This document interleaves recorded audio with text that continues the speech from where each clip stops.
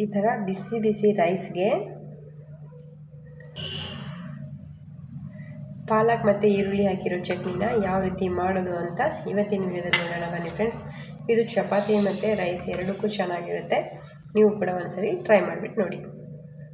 ನಾನಿಲ್ಲಿ ಮೊದಲಿಗೆ ಒಂದು ಮಿಕ್ಸಿ ಜಾರ್ ತೊಗೊಂಡು ಅದಕ್ಕೆ ಮೀಡಿಯಮ್ ಸೈಜ್ದು 2 ಈರುಳ್ಳಿ ಹಾಕ್ಕೊತಾ ಇದ್ದೀನಿ.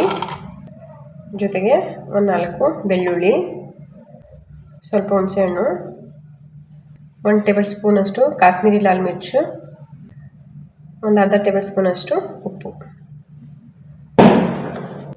ಇವಾಗ ಇದಕ್ಕೆ ರುಬ್ಬಕ್ಕೆ ಸ್ವಲ್ಪ ನೀರು ಹಾಕ್ಕೊಂಡು ಇದನ್ನು ಫೈನಾಗಿ ರುಬ್ಕೊಳ್ಳೋಣ.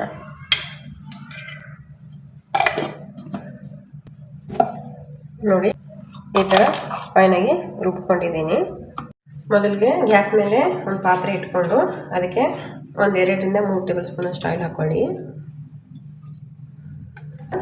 ಇದಕ್ಕೆ 1 ಸ್ಪೂನಷ್ಟು ಕಡಲೆಬೇಳೆ, 1 ಸ್ಪೂನಷ್ಟು ಉದ್ದಿನಬೇಳೆ, 1 ಸ್ಪೂನಷ್ಟು ಸಾಸಿವೆ, ಹಾಗೆ ಒಂದು 4 ಕರಿಬೇವು, ಹಾಗೆ ಒಂದು ಕೆಂಪುಮೆಣಸಿನ್ಕಾಯಿ. ಇವಾಗ ಇದರಿಂದ ಚೆನ್ನಾಗಿ ಫ್ರೈ ಮಾಡ್ಕೊಳ್ಳಿ. ಈ ಥರ ಲೈಟಾಗಿ ಕೆಂಪಾದ್ಮೇಲೆ ಆವಾಗಲೇ ರುಬ್ಬಿದ್ನೆಲ್ಲ ಪೇಸ್ಟು ಅದನ್ನು ಹಾಕ್ಕೊಳ್ಳೋಣ.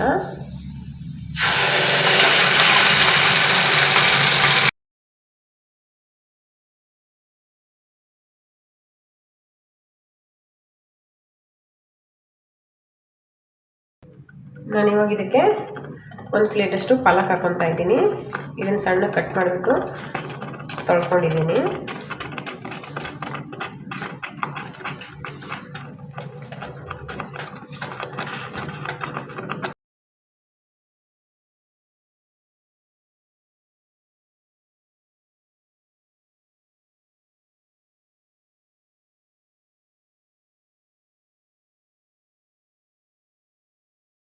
ಈ ಥರ ನೀಟಾಗಿ ಪಾಲಕ್ ಹಾಕ್ಬಿಟ್ಟು ಚೆನ್ನಾಗಿ ಕಲಿಸ್ಕೊಳ್ಳಿ. ಇವಾಗ ಇದಕ್ಕೆ ಒಂಚೂರು ಉಪ್ಪು ಆವಾಗಲೇ ಹಾಕ್ಕೊಂಡಿದ್ವಿ, ನೋಡ್ಕೊಂಡು ಹಾಕ್ಕೊಳ್ಳಿ. ಹಾಗೆ ಚಿಟಿಕೆ ಅರಿಶಿನ.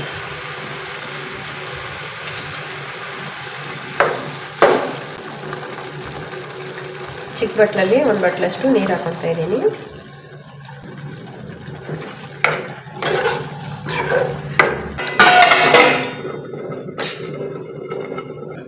ಇವಾಗ ಒಂದು 5 ನಿಮಿಷ ಆಗಿದೆ. ನೋಡಿ ಚೆನ್ನಾಗಿ ಪಾಲಕ್ಕೆಲ್ಲ ಚೆನ್ನಾಗಿ ಬೆಂದಿದೆ ನೋಡ್ಬೋದು. ಇವಾಗ ನಾನು ಇದಕ್ಕೆ ಸ್ವಲ್ಪ ಧನಿಯಾ ಹಾಕ್ಕೊತೀನಿ ಮೇಲ್ಗಡೆಯಿಂದ.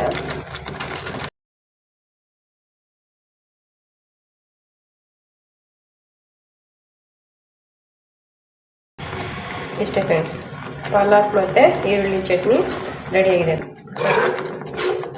ಇದು ಚಪಾತಿ ಮತ್ತು ರೈಸ್ಗೆ ಎರಡಕ್ಕೂ ಚೆನ್ನಾಗಿರುತ್ತೆ. ಒಂದು ಸಾರಿ ಟ್ರೈ ಮಾಡಿಬಿಟ್ಟು ನೋಡಿ.